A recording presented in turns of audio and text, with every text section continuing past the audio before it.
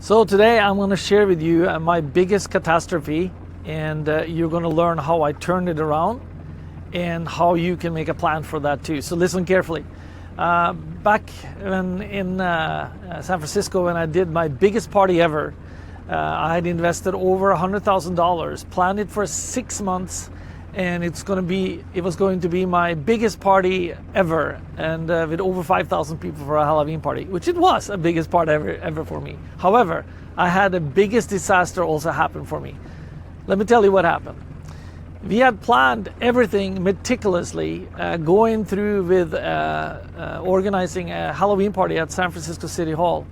We had worked closely with the Sheriff's Department because that's where the mayor works, so it's a completely locked down venue with metal detectors and everything. And you can imagine having a Halloween party there on Halloween in San Francisco when people are going crazy with customs. This is not going to be easy, right? But we took it on and we knew we could pull it off because we have the experience.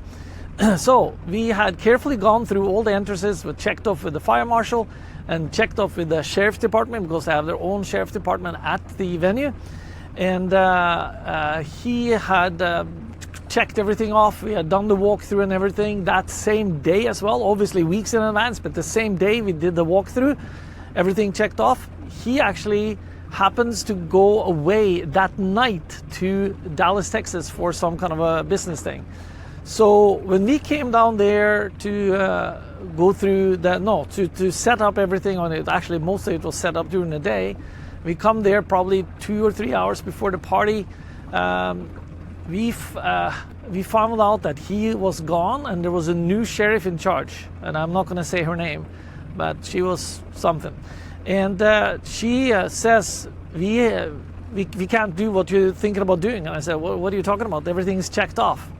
Everything's signed off. No, you cannot have 2 entrances. So we were going to get 5,000 people in, and in order, the logistics of getting 5,000 people checked in, whether they're prepaid or need to pay that night, is massive.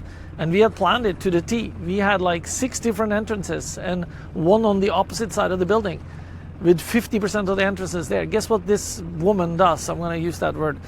She shuts down 50% of our entrance points about 20 minutes before the party is about to open.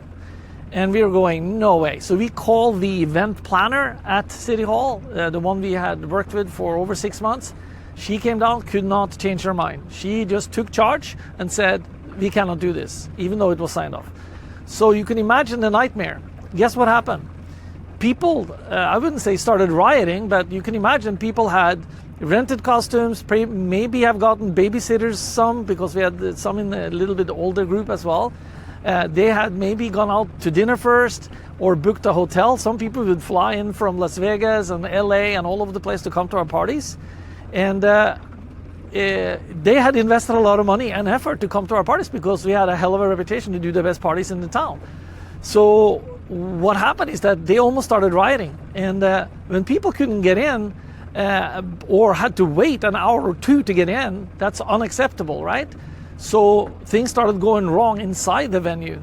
And at that point, 12 midnight, this same woman, sheriff, shut down our party. So you can imagine how much of a shock that was for us and in disbelief. And this was going to be a big moneymaker for us. And now we had a nightmare on our hand. As you heard me always say, you're only as good as your last party. So guess what happened? And here's the big takeaway, because how do you deal with that?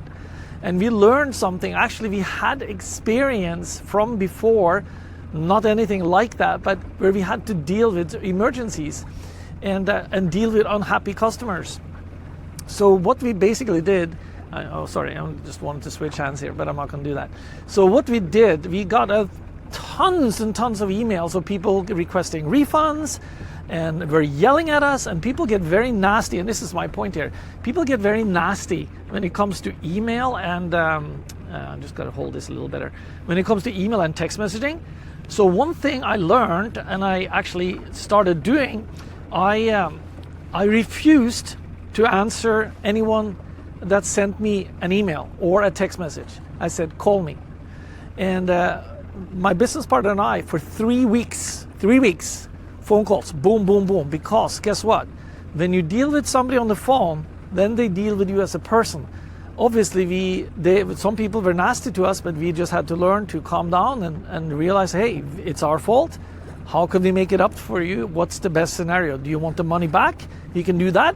We can put you on the guest list for the next 3-4 events, just trying to make it up for you. But please let us explain what happened.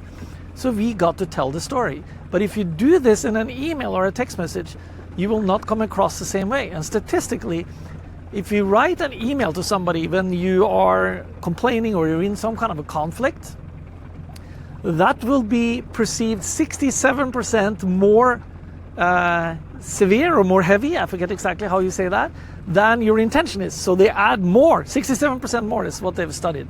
Don't ask me about the 67%, but that's what I've read, and I believe it.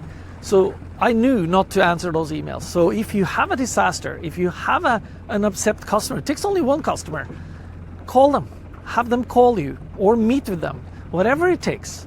And then you'll turn them around. So, and that's exactly what we did. We turned a huge problem around to our favor. And we managed to not have to refund as many people as we probably would have had to otherwise. But of course we did for the people that insisted on it.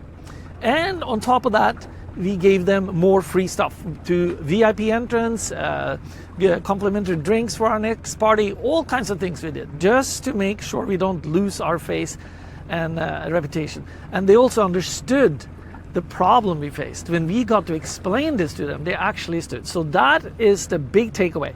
If you want to learn more about some techniques like this that we've come across, comment below. I'm here to share my knowledge. I have a massive amount of experience, not just with party planning, but I've been an event planner for decades. And this is something I really know and I'm good at, and not to brag, but I am good at it. I'm very detailed, and I have checklists, and I have a lot of scenarios that I've been through, I've learned over the years. So that's why I'm here. Comment below or click the link, actually even better, and get on a call with me to see if this is something that's for you. Because I can share with you and I can propel you much, much faster than what I managed to do when I learned the hard way with a lot of arrows in my back, right? So hopefully this is a video you appreciate and could learn from. It's a huge takeaway. Many people do this wrong, and guess what? They lose out and they lose customers, because bad news travels 11 times as fast as good news. Don't ask me about 11, but that's also what I've learned statistically. So anyway, comment below. I'm here to help you. I'm so glad that I got to share this story. I wasn't sure if I wanted to tell it, but you know what? This is really a painful story. It was my biggest event ever as an event planner or party planner organizer, and it hit me in the face hard. But you know what? I managed to come out even stronger and even more successful later on in my life. So comment below, see you soon, and click that link to set up a quick call with me, and we'll talk soon.